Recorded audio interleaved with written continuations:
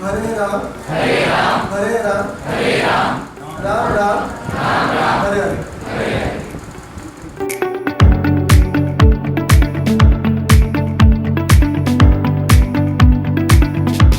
कोई mechanical engineer हो या फिर कोई भी इंजीनियर में कोई अदर फील्ड में हो, तो किसी मृत चीज़ के ऊपर या फिर किसी डेड स्टफ के ऊपर वर्क करना बड़ा ही सिंपल रहता है। मान लीजिए किसी से कुछ गलती हो जाए तो हम उस गलती को उसे छोड़ के ओवरकम करके इंस्पेक्शन के बाद में उसको फेंक के फिर से नए प्रोडक्ट को उठा के आगे बढ़ सकते हैं।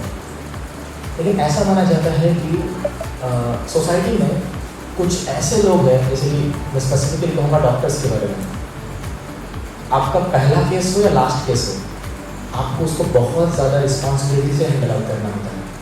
ऐसे नहीं कि एक दो लोग पहले मर गए फिर चल जाता है, ऐसा है क्या? यस।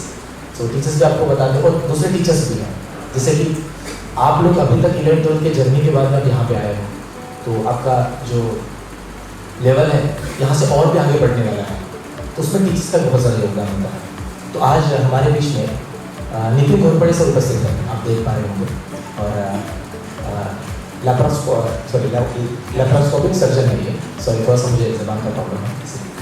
अभी आपको अगर पता होगा तो जैसे आपको ब्रीफिंग बता ही दिया होगा कि रेगुलरली 10 से 12 सर्जरीज सर करते हैं, और इंडिया में उनका बहुत ज़्यादा नाम है, और इंडिया में फास्टेस्ट सर्जरी भी इन्होंने की है, अगर आपको पता होगा तो।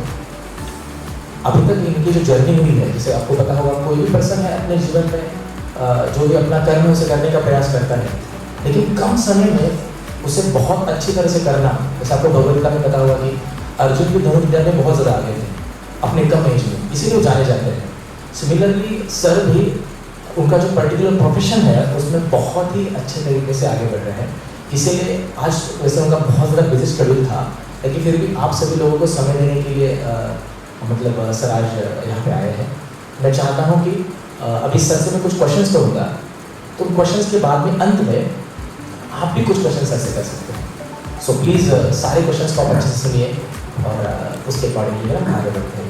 अब having some questions with me sir, जैसे कि first of all thank you very much for your patience. तो सर, जैसे कि ये रहाता का थोड़ा सा मतलब रूरल प्लेस है, और यहाँ से कोई पर्सन इतना आगे जाता है तो बहुत बड़ी बात है। तो सर मैं पूछना चाहूँगा, आप जन्म का कहाँ से है, और मतलब आपने कैसे, आपका अपब्रिंगिंग कैसा रहा, आपने कैसी चीज़ों को ओवरकम मतलब करके आप इस स्तर तक पहुँचे हैं? So actually, I am Nitin Ghorpade. I am gynae laparoscopic surgeon. Mainly cancer and endometriosis surgeon. So endometriosis is the most difficult surgery in gynae laparoscopy or gynae, and in which there is involvement of, along with uterus, there is involvement of bladder, bowel, ureter, then small intestine, large intestine, diaphragm, up to liver, up to pleural cavity and appendix also. Then nerves can also involve in this disease. So it required, so gynae में क्या होता है कि mainly हमें सिखाया जाता है कि uterus को डील करो, ovaries को डील करो, bladder को थोड़ा बहुत डील करो। लेकिन जो endometriosis सर्जन होता है उसको सब आना चाहिए, उसको ureter को डील करना चाहिए, उसको बाउल को डील करना चाहिए, उसको ब्लैडर को डील करना चाहिए, स्मॉल इंटेस्टाइन को, डायफ्राम को, उसको अपर प्लूरल कैविटी में जाना आना चाहिए, और ये सब आपको कीहोल सर्जरी से करना है। तो हम अगर इंडिया में देखें तो हम लोग 10,000 लैप्रोस्कोपिक सर्जन है जो अच्छा लैप्रोस्कोपी करते हैं। उसमें हाई जो लैप्रोस्कोपी करते हैं जो एंडोमेट्रोसिस की, दैट इज बिलो 10। आप 7 बोल सकते हो, लेकिन it is below 10। So our center is one of them all over India. Then there is skill wise, we are around top 3 in India presently, and speed wise almost number 1. So मेरा जो place है यहाँ से Nepal fifty करके गाँव है, यहाँ से 10 किलोमीटर पे बाहर, that is my native place. मेरा बर्थ भी वही का है। फिर मेरा जो 10th तक एजुकेशन था वो इधर बाबेश्वर करके गाँव, यहाँ से 5 किलोमीटर पे होगा, उधर तक हुआ। फिर 11th-12th इधर PUB करके कॉलेज है, उधर हुआ। फिर UG मेरा यहाँ का है, PG मेरा यहाँ का है। UG में मैं पहले से थोड़ा हाई IQ पर्सन हूँ, लेकिन UG में मेरा इतना फोकस नहीं था। बट जब मैं पीछे गया तो मेरा फोकस थोड़ा सा इंक्रीज हो गया। और वो टाइम पे डॉक्टर महेंद्र भोसे करके आते थे, जब मैं GR था, वो पुणे से आते थे। वो टाइम पे इंडिया में हार्डली 15 या 20, ये 2011-12 की बात बोल रहा हूँ मैं, तो वो तब इंडिया में हार्डली 15 के अराउंड लैप्रोस्कोपिक सर्जन हो गए। तो अपनी यहाँ डॉक्टर महेंद्र भोसे करके आते थे पुणे से। तो नासिक में भी एक लैप्रोस्कोपी होता नहीं था अभी से, तो वो आते थे और मैं उनके बैग लेने के लिए जाता था भारत में। तो वो डेज में मैंने डिसाइड किया था कि मैं जिंदगी में करूँगा तो सिर्फ लैप्रोस्कोपी करूँगा। दैट इज माय, वो टाइम में मैंने डिसाइड कर दिया था। फिर मैंने PG कंप्लीट किया। फिर 1 ईयर तक इधर शिवगांव करके अपने से 100 किलोमीटर पे, उधर मैंने 1 साल काम किया सो दैट मेरी ओपन सर्जरी अच्छी हो। फिर उसके बाद मैं 6 महीने पुणे में, 3 महीने पुणे में था बोर्ड सीजर के साथ। फिर 6 महीने नासिक मुंबई में था डॉक्टर नितिन शाह करके उनके साथ। फिर 3 महीने में कोचिन में गया। कोचिन में मैं 3 महीने था, तो 1 साल मैंने ऐसा बेसिक ट्रेनिंग किया। और मुझे इतना वो टाइम पे हैंड्स ऑन वगैरह कुछ मिलता नहीं था, तो लेकिन मेरे पास एक CD थी, एक सर्जरी की, दैट इज हिस्टेक्टोमी की। तो दिन में मैं 3 बार 4 बार वो देखता था। और जब लोकल में ट्रैवल करता था तो उसको इमेजिन करता था कि मैं ऐसा करूँगा वैसा करूँगा, आँख बंद करके जो विजुअलाइज करने की मुझे आदत थी। तो जब मैं सब मेरा कंप्लीट हो गया तो मैं फिर से यहाँ लोनी में आ गया। तो यहाँ डॉक्टर VP बंगा करके हमारे हेड ऑफ द डिपार्टमेंट है, उनको जाके मिला कि मैंने इतना किया, इतना तो मुझे हैंड्स ऑन नहीं मिला। लेकिन सर ने मेरा पूरा पीछे देखा था कि मैं कितना सिंसियर था और मेरा हैंड कैसा था। तो मैंने शायद वेंसडे को ज्वाइन किया। सर ने फ्राइडे को मेरा ये फर्स्ट डायग्नोस्टिक का केस रखा। सर OT में आए, देखा कि कैसा कर रहा हूँ मैं, फिर चला गया। फिर उसके बाद सर का ट्यूजडे OT था, तब सेकेंड केस रखा, दैट इज हिस्टेक्टोमी का केस था। वो शुरू करने के बाद सर 1 घंटे के बाद आए। उसके बाद मैंने 15 मिनट में वो केस खत्म किया। सर ने मेरे पीठ पे हाथ रखा और बेस्ट ऑफ रखा, बेस्ट ऑफ बोला। उसके बाद सर कभी मेरे OT में आए नहीं। तो मुझे लगता है कि अपने फेज में आपका जो टीचर होता है वो मेरे गाइड भी थे, उसका आप पे भरोसा बहुत इंपॉर्टेंट होता है।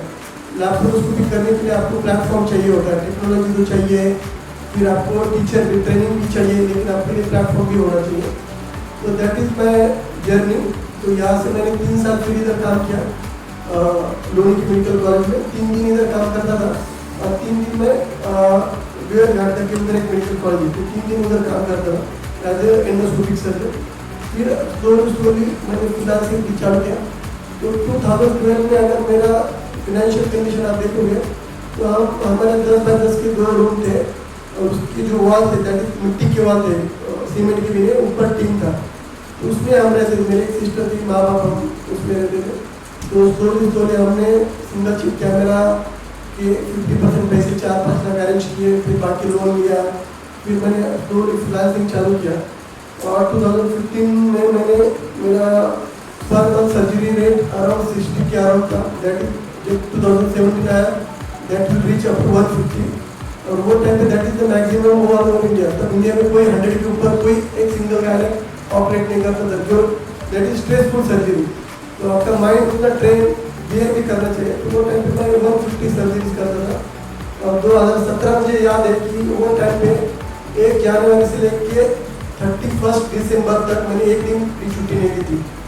इवन दिवाली के दिन में मैंने 3 ऑपरेट किए थे। और मेरा शेड्यूल चालू होता था 5:30 को मॉर्निंग को और खत्म होता था 11 बजे रात को।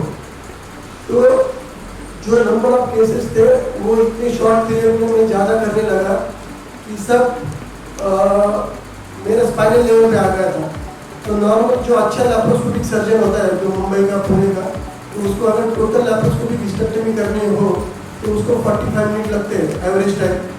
तो मैंने वो टाइम लेके 7 मिनट तक लेके गया था और अभी अपना रिकॉर्ड है 5 मिनट 58 सेकेंड। अभी तक दुनिया में कोई 10 मिनट के नीचे नहीं आया। तो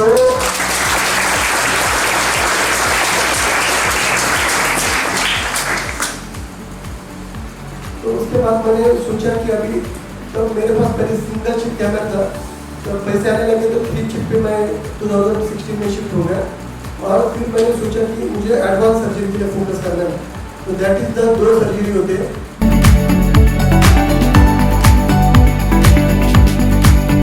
2010 में मुझे पता था कि लैप्रोस्कोपी अगले 10 साल में फ्यूचर होने वाला है।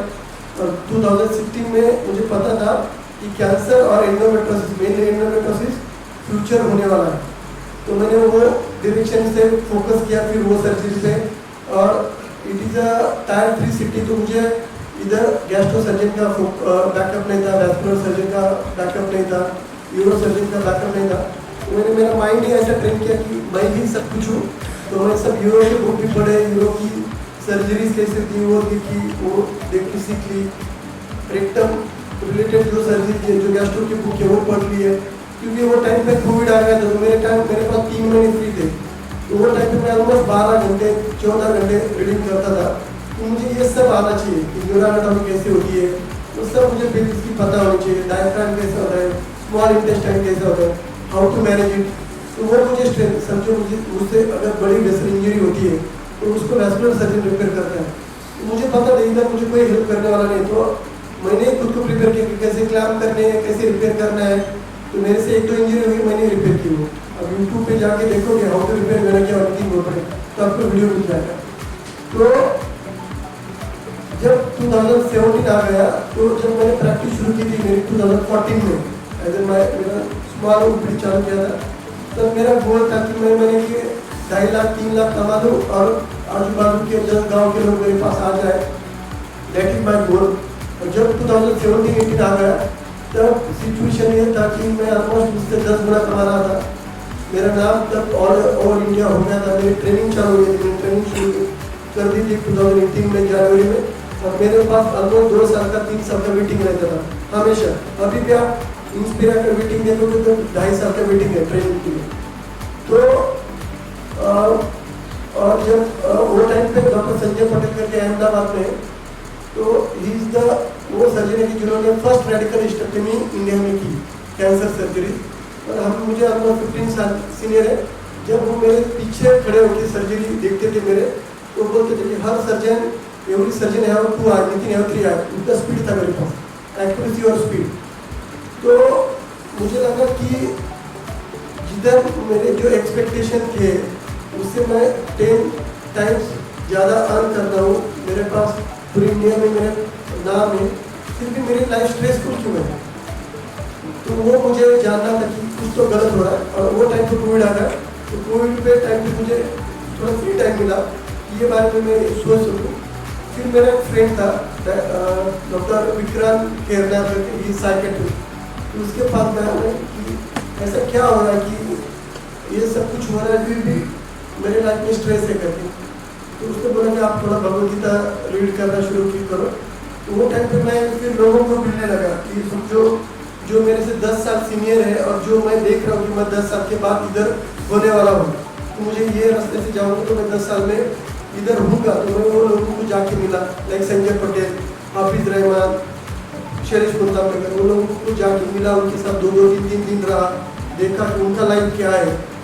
फिर मैं इधर एक डॉक्टर राम नाइक करके शिडे में उनको जाके मिला वो टाइम पे कि जो थोड़ा सा फ्री वर्क करते, सोसाइटी के लिए वर्क करते, तो वो लोगों से मिला। फिर जो लोग फुल टाइम स्पिरिचुअलिटी में हैं उनको भी जाके उनके साथ मिला, क्योंकि 2016-17 तक मेरा ऐसा था, मैं भगवान को ज़्यादा मानता ही था कि मुझे लगता था मेरे काम ही सब कुछ है और मैं मेरे काम में परफेक्ट हूँ। That is the bus, like लोग बोलते कि काम ही गॉड है, लाइक दैट, वो फिलोसफी थी मेरी। तो उस पर भी ही चलता था मैं। लेकिन वो टाइम पे मैं ये सब लोगों को मैं मिला, मैं जो बिजनेस में अच्छा बिजनेस कमा रहे हैं, जो मैं 10 साल के बाद जिधर होने वाला हूँ उनका क्या लाइफ है, फिर जो फ्री काम कर रहे लेकिन काम कर रहे लेकिन स्पिरिचुअलिटी फॉलो नहीं कर रहे, उनके साथ रहा मैं कुछ टाइम। और जो स्पिरिचुअलिटी फॉलो कर रहे हैं उनके साथ भी रहा। फिर जब ये सब ऑब्जर्वेशन किया, मीन टाइम मैं नॉनवेज का पूरा शौकीन था, तो मैंने थोड़ा चैंटिंग भी चालू किया, दोस्त के बोलने पे थोड़ा भगवद गीता रीडिंग शुरू किया। और सडन मेरा ट्रांजिशन हो गया वो 6 मंथ में। जब कब नॉनवेज छूटा मुझे, तो अल्कोहल और ये एडिक्शन मुझे कभी नहीं था, लेकिन कब मेरा नॉनवेज छूटा पता नहीं, कब मेरा लहसुन प्याज छूट गया मुझे पता नहीं, कब मेरा चैंटिंग बढ़ा मुझे पता नहीं, कब मेरा लाइफ स्ट्रेस लेस हो गया मुझे पता नहीं। क्योंकि उसके पहले क्या था कि मैं दिखाता था कि मैं बहुत हम्बल हूँ, क्योंकि छोटे प्लेस था, लेकिन मुझे ऐसा लगता था कि मेरे जैसा कोई सर्जन नहीं है और मेरे जैसा कोई बन भी नहीं सकता। जब मैं कोई सर्जरी करता था तो लोग मुझे बोलते थे कि you have got gifted hand. तो मुझे लगता था कि हार्ड वर्क करके मैंने हैंड अचीव किया है, दैट इज गॉड गिफ्टेड। लेकिन अभी मुझे रियलाइज हो रहा है कि that is God gifted only, that is ऊपर से ही मिला है आपको वो हैंड, वो अपने अचीव नहीं कर सकते। लाइक समझो मैंने अभी 20,000 सर्जरीज की है, तो मेरी इतनी सर्जरीज करने वाले और भी बहुत लोग हैं, ऑलमोस्ट आप पकड़ लो 2,000 लोग तो होंगे इंडिया में कि जिन्होंने इतनी सर्जरीज की। समझो उनका एज बहुत ज़्यादा हो, लेकिन उनके पास इतने स्किल्स नहीं है। क्यों नहीं है?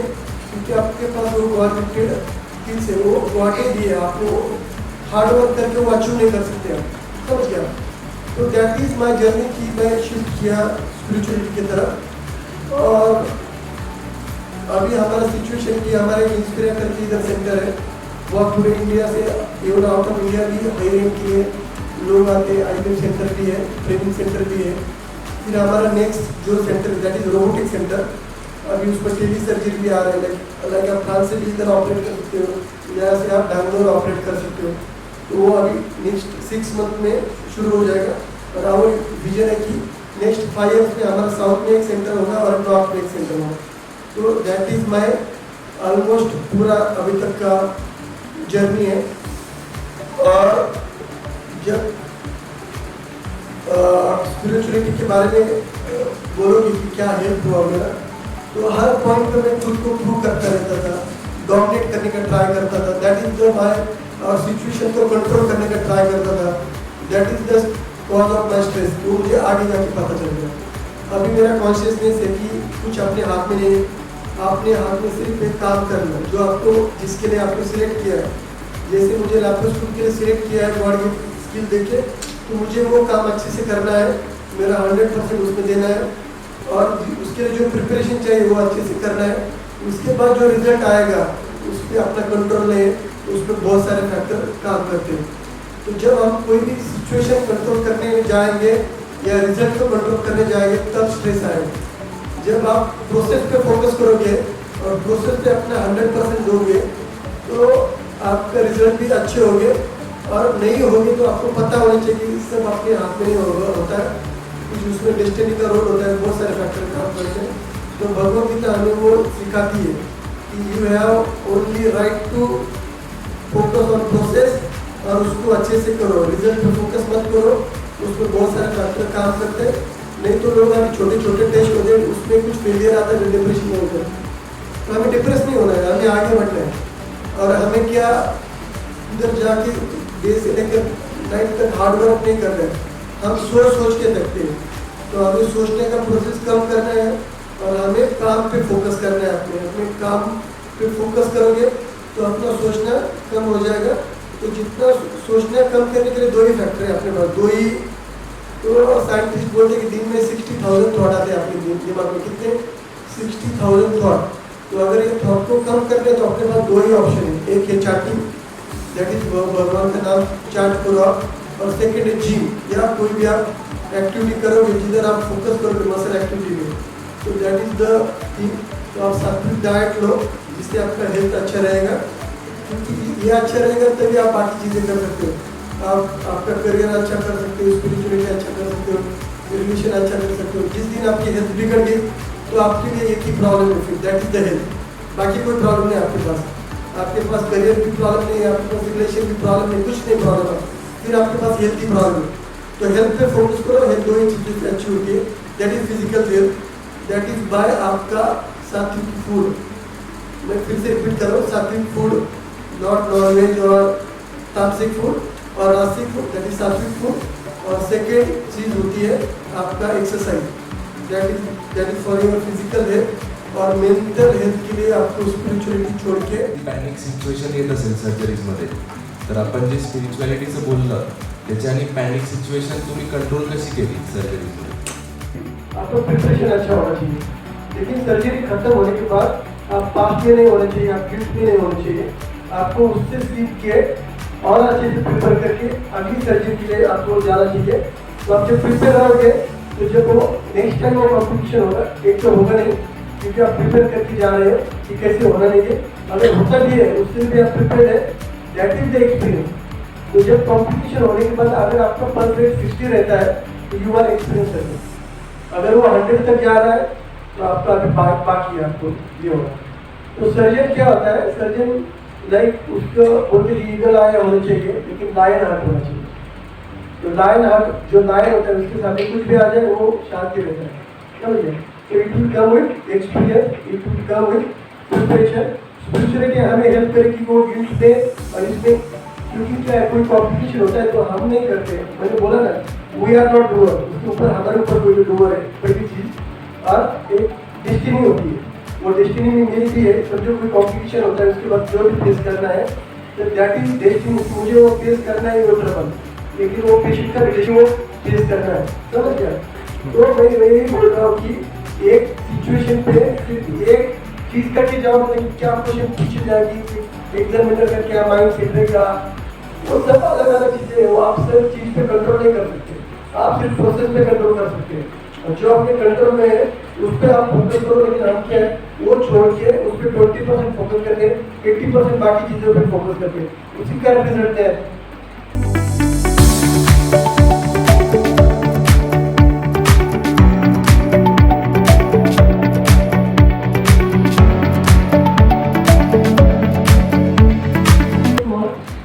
Struggled as much, and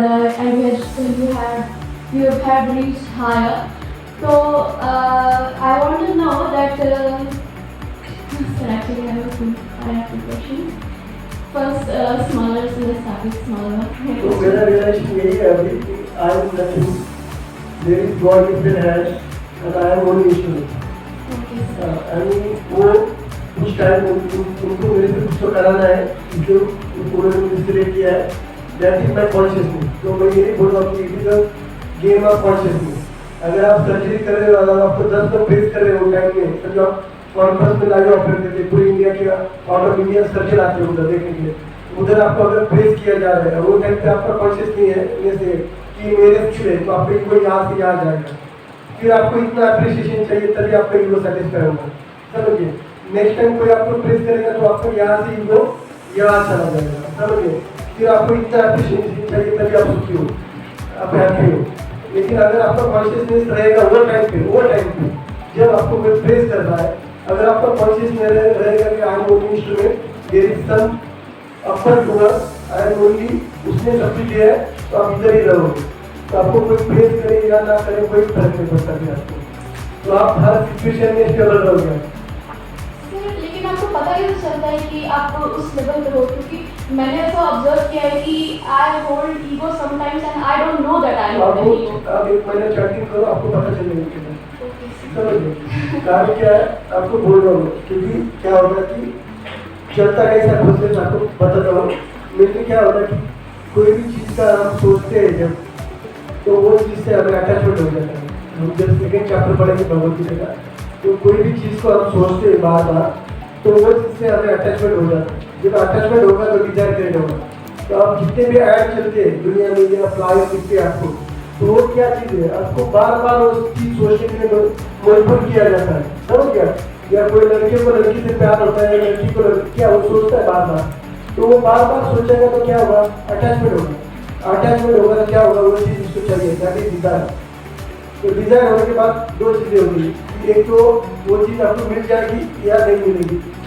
दिन में आपको समझो जितने एक दिन में जितने थॉट आते हैं ना, ये डिजायर आती है, उतनी आपको अगर कंप्लीट करनी है तो आपको 7 बार ह्यूमन लाइफ लेनी पड़ेगी। कितनी बार? 7 बार एक दिन की डिजायर कंप्लीट करनी है।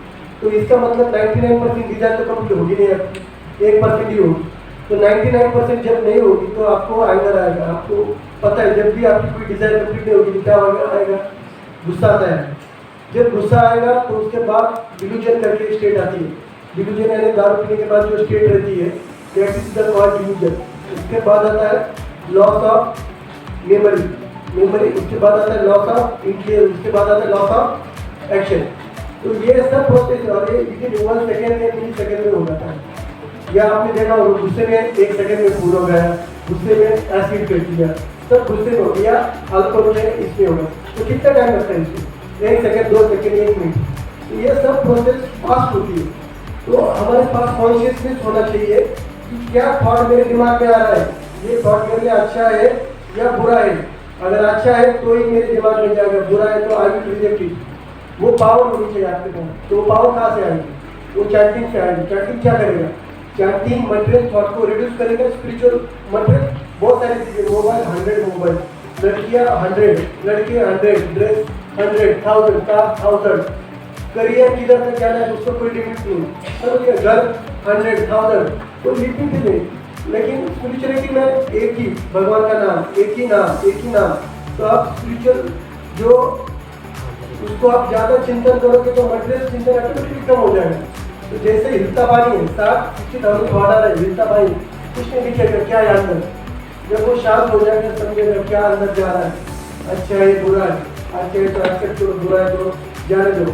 कोई प्रेस कर रहा है, अरे इनको बना रहा है, इसको रिजेक्ट करो, सोचो कि भगवान है मेरे साथ, चैंटिंग करेंगे तो आपको कनेक्शन फील होगा वो भगवान। तो मैं वही बोल रहा हूँ कि आप भगवान के साथ कनेक्शन करो, तो कनेक्शन सिर्फ चैंटिंग से होगा, कोई चीज़ आपको वो कर नहीं सकती।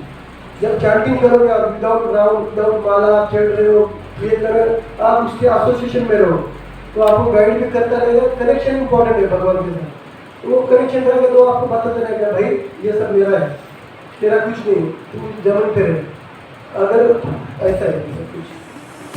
तो मेरा सेकंड क्वेश्चन ये है कि जैसे आपने बताया कि if you have known spirituality before, तो आपने स्ट्रगल कम किया होता और आप और आगे जा गए होते। तो सर मेरा तो हमेशा से ये बिलीव है कि struggle is needed for betterment. तो स्ट्रगल दो चीज़ों का होता है, जो सिचुएशन आ रही है इसका स्ट्रगल होता है, और एक हम अंदर मेंटल इनर जो स्ट्रगल कर रहा है कर रहे।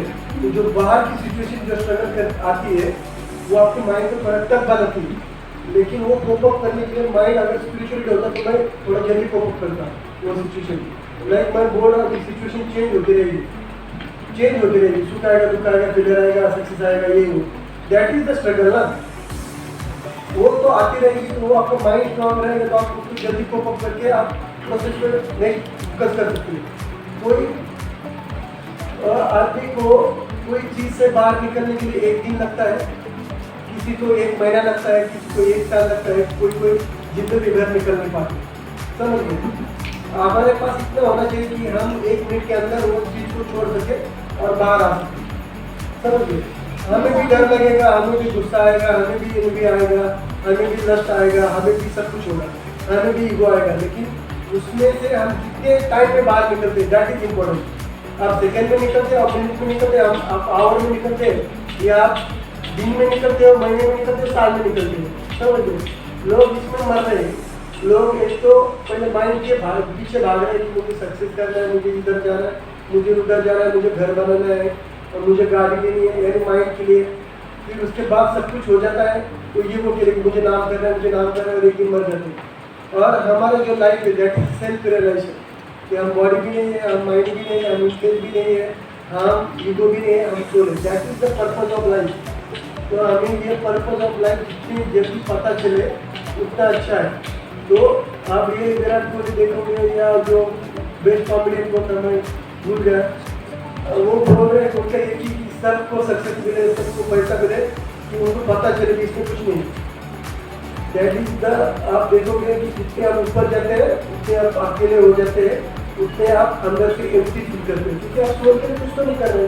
आप जो भी कर रहे हैं ईगो के लिए कर रहे हैं, या फिर इन्फ्लुएंस के लिए कर रहे हैं, या तो माइंड के लिए कर रहे हैं, या बॉडी के लिए कर रहे हैं। आप सोल के लिए कुछ कर ही नहीं रहे, इसलिए तो आप एम्प्टी हो। तो जितना ऊपर जाओगे उतना आपको साइकिट्रिस्ट की नीड ज़्यादा लगेगी, उतना स्ट्रेसफुल लाइफ रहेगा ऐसा। तो जितना भी आपको ऊपर जाना है उतना आपको स्पिरिचुअलिटी ऊपर जाना है, तो आपको फुलफिल भी रहेंगे, आप फोकस भी रहोगे, और आप समझोगे कि मुझे ये काम के सिलेक्ट किया तो मैं अच्छे से करूँगी। तो आप फिर जैसे पहले मेरा कॉन्शियसनेस था कि पेशेंट मेरे पास आ रहा है तो पेशेंट इज लकी कि मेरे से ऑपरेट करा रहा है। अभी मेरा कॉन्शियसनेस है कि आई एम लकी कि भगवान ने मुझे सिलेक्ट किया किसकी सेवा करने की।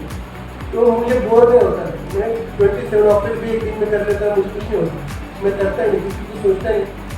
और जो भी ऑपरेट करते हैं सब फाइनल लेवल पे करते हैं, तो दिमाग इतना यूज ही नहीं होता, माइंड इतना यूज ही नहीं होता।